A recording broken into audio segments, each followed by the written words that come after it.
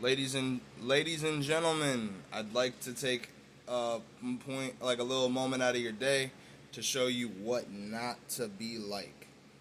Right? This person, it was in my comments, pretty much throwing a fit, calling me a MAGA racist. Mind you, I'm not MAGA. I'm not a conservative. I'm not a liberal. I'm a centrist. Right? And I think my content reflects that pretty well. This was on my Phoenix Wright video where I proved that there is no Israel and Palestine message and there is no allegory to any real world conflict. Right? I have another image that of James Gunn from his comicbook.com interview where he says that that Middle Eastern conflict was not happening when he wrote the Superman movie, right?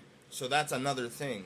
He stated clearly that he couldn't do that. But people like this who don't have any real rebuttal, who don't have any real like substance to their argument and just sit there typing away just trying to insult people, they're the reason why there's so much discourse in the comic book community.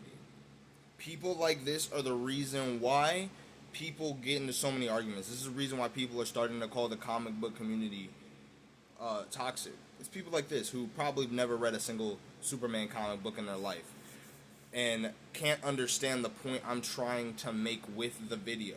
Is that he wanted to just have a generic military conflict that is common with a lot of Superman stories. If you've read a decent chunk of them, there usually is a random military conflict that Superman inserts himself in because he doesn't want the loss of life. But he wouldn't understand that, right? Because he's never read one. And he has no real rebuttal other than to call me a racist. And it's like,